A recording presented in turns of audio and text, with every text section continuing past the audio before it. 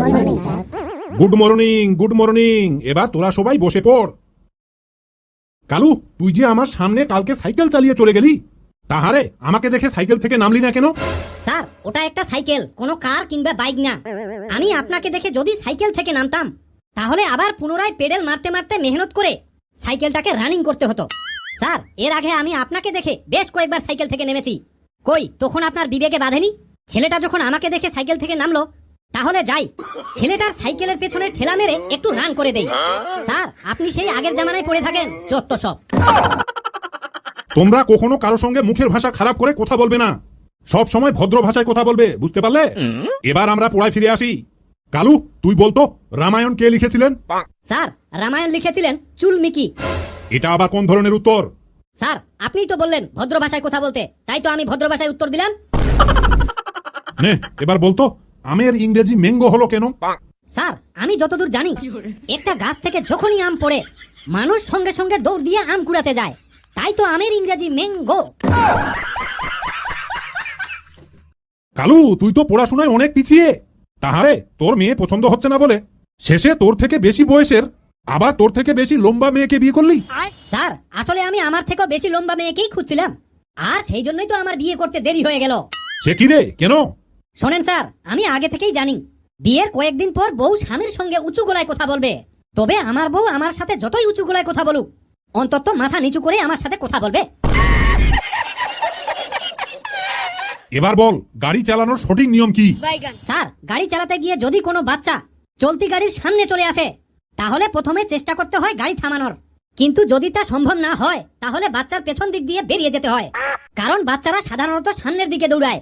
ঠিক একইভাবে গাড়ির সামনে যদি কোনো বয়স্ক লোক এসে যায়, তাহলে গাড়িটার সামনের দিক দিয়ে বেরিয়ে যেতে হয়, কারণ বয়স্ক লোকরা সাধারণত ভয়ের পিছনে যায়। যদি কোনো যুবক গাড়ির সামনে আসতে দেখি, তাহলে গাড়ির গতি কমিয়ে সোজাসুজি বেরিয়ে যেতে হয়, কারণ যুবক জীবনের ভয়ে লাভ মেরে সরে যাবেন। কিন্তু স্যার, উপরওয়ালা না করুক, কোনো মহিলা কারো গাড়ির সামনে আসেন, তাহলে যে কোনো পরিস্থিতিতে গাড়ি থামানোর একান্ত দরকার, কারণ মহিলা মানুষ প্রথমে সামনের দিকে দৌড়ে যাবে, তারপর চিৎকার চেঁচামেচি করে হুট করে পেছনের দিকে যেতে চাইবে, আর শেষে যখন কোনো কিছু বুঝতে পারবে না, তখন দুই কানে হাত রেখে রাস্তার মাঝখানে খুঁটির মতো দাঁড়িয়ে থাকবে। ফেলু, তুই দাঁড়া তো। Yes sir. ফেলু, এইভাবে বিশ্রী চুলের কাটিং করেছিস কেন? স্যার, সিরি হোক আর বেস্ত্রি হোক, এটা আমার চুল। এই ডিজাইনটা করতে গিয়ে আমার 300 টাকা খরচ হয়েছে। আমাকে বিস্ত্রি বলার আগে আপনারটা ভাবুন। আপনার মাথাটা তো একটা ফুটবল মাঠ, বাত করতে হয়।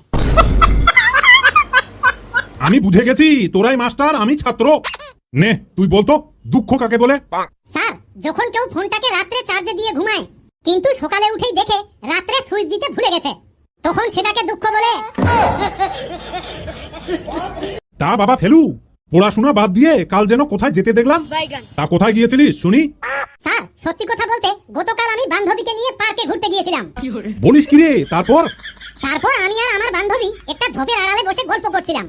আমাদেরকে এই মতো অবস্থায় দেখে একজন বৃদ্ধ লোক বলল, এটাই কি আমাদের সংস্কৃতি? আমিও ফট করে দাদুকে বললাম, না দাদু, এটা তো আমার বান্ধবী রিয়া। ভালো করে খুঁজে দেখেন, সংস্কৃতি মনে হয় অন্য ঝোপের আড়ালে বসে গল্প করছে। আচ্ছা বলতো, ছোট ছোট বাচ্চারা এত দুষ্টামি করে কেন? স্যার, যে জিনিসের জন্মই হয় দুষ্টামির মধ্য দিয়ে, তাহলে সেই বাচ্চারা শান্তশিষ্ট হবে কেমন করে? এবার বলতো, গ্যারান্টি আর ওয়ারেন্টির মধ্যে পার্থক্য কি?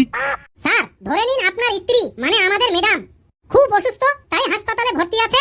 এদিকে জীবন যাওয়া যাওয়া অবস্থা। এই সব দেখে আপনার শ্বশুর আপনার শালীর সাথে আপনাকে বিয়ে দিয়ে দিল, এটাকেই বলে গ্যারান্টি। আর যদি আপনার স্ত্রীর অবস্থা দেখে শ্বশুর বাড়ির সব লোকজন মিলে আপনার স্ত্রীকে চিকিৎসা করে সুস্থ করে দেয়, এটাকেই বলে ওয়ারেন্টি। আশা করি বুঝতে পেরেছেন। তাহারে তোর বাড়িতে বউ থাকা সত্ত্বেও তুই বান্ধবীকে নিয়ে ঘুরতে যাচ্ছিস, তোর লজ্জা করে না? স্যার, আপনি কোন লজ্জার কথা বলছেন? আমার বউ যদি অন্য ছেলের সাথে পরকীয়া করতে পারে, তাহলে আমি কেন বান্ধবীকে নিয়ে ঘুরতে পারবো না? আইন সবার জন্য সমান, কথাটা মাথায় ঢুকিয়ে নেবেন। আচ্ছা, কোন গরিব লোক দেখলে দান করতে হয়, এটা জানিস?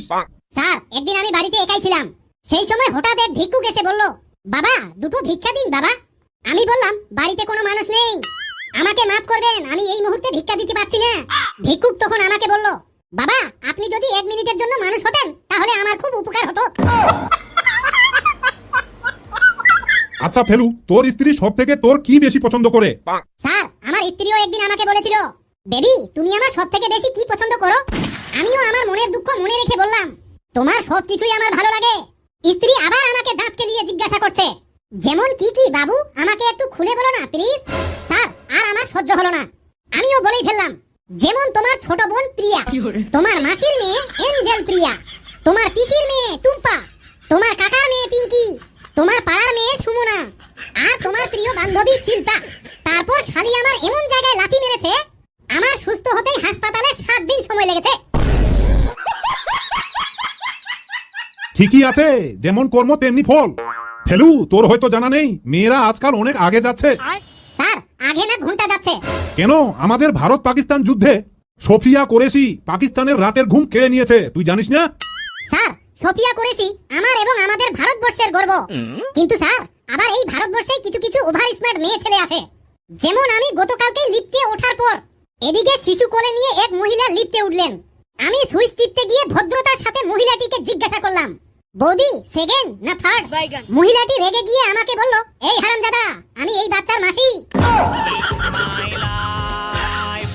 পেচি, এবার তুই দাঁড়াতো। Yes sir. তুই বলতো বিয়ের আগে ছেলেদের কি এমন করা জরুরি? স্যার ছেলেরা এমনিতেই স্মার্ট হলেও তার নিজের বিয়ের ব্যাপারে একদম গাধা। কেন? কারণ ছেলেরা তো ভুলেই যায় বিয়ের আগে মেয়ের চেয়ে মেয়ের মায়ের ব্যাপারে খবর নেওয়া বেশি জরুরি। কারণ করলার গাছে কখনো আঙ্গুর ফল হয় না। এবার বল, ঘামাচি কাকে বলে? স্যার মানুষের শরীরে ঘামের বাচ্চাকে ঘামাচি বলে। এটা আবার কেমন কথা? কেন স্যার, বেঙ্গের বাচ্চা বেঙ্গাচি হলে ঘামের বাচ্চা ঘামাচি হবে না তো কি ঘোড়ার বাচ্চা হবে? আচ্ছা পেচি, তুই কি খেতে সব থেকে বেশি পছন্দ করিস? এই তো স্যার, বাংলা, রাম, গাঁজা, ড্রাগস, চোলাই, সিগারেট, মতিবিড়ি, চরস, ভাং, হাড়িয়া, চুয়ানি, এইসব নিষিদ্ধ জিনিসগুলো বাদ দিয়ে মোটামুটি সবই খাই। বাবা হাবলু, এবার তুই দাঁড়াতো।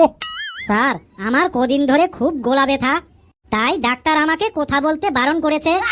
তুই বসে থাক বাবা, তোর সঙ্গে বেশি কথা বলে আমার জীবনের রিস্ক নিতে চাই না। বাবা ফটকে, এবার তুই দাঁড়াতো। Yes sir. তুই বলতো বিয়ের পর ছেলেদের জীবন কেমন হয়? স্যার আমার মতো হয়। মানে? স্যার আমি যখন বিয়ের আগে ফোনে কথা বলতাম, তখন আমার স্ত্রী কোকিল পাখির থেকেও মিষ্টি গলায় আমার সাথে কথা বলতো, আর আমি যা যা বলতাম সব অক্ষরে অক্ষরে পালন করত।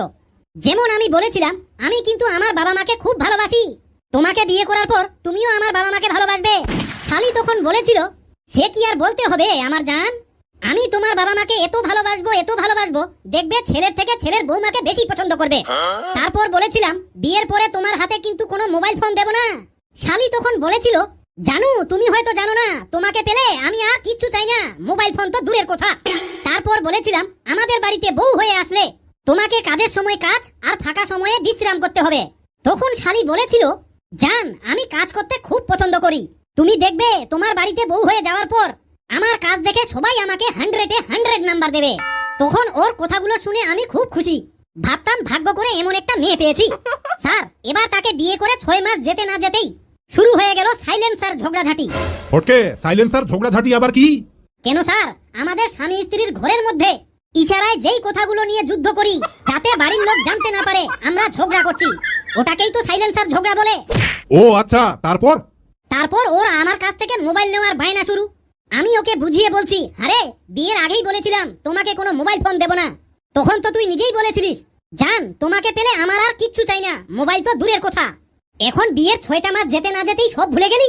কিন্তু স্যার আমার এই সব কথায় কান না দিয়ে শুধু একটাই কথা বারবার বলতেই থাকে, আমি কিচ্ছু শুনতে চাই না, আমার মোবাইল চাই।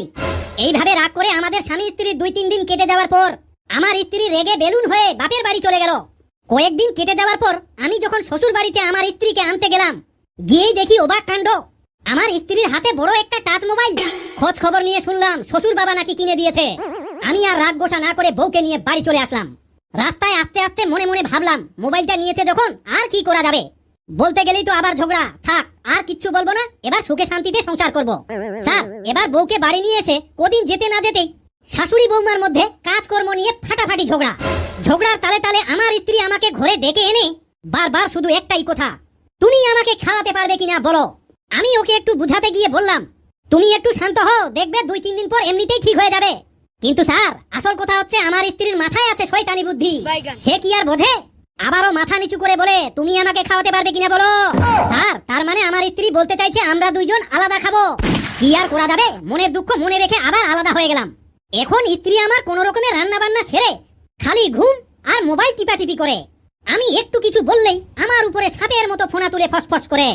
এখন দিনে একবার হলো আমাকে ধমক দিয়ে বলে আমার সাথে বেশি লাগতে এসো না, না হলে তোমার নামে থানায় গিয়ে এমন কেস লিখবো সারা জীবন জেলখানায় পচে মরবে।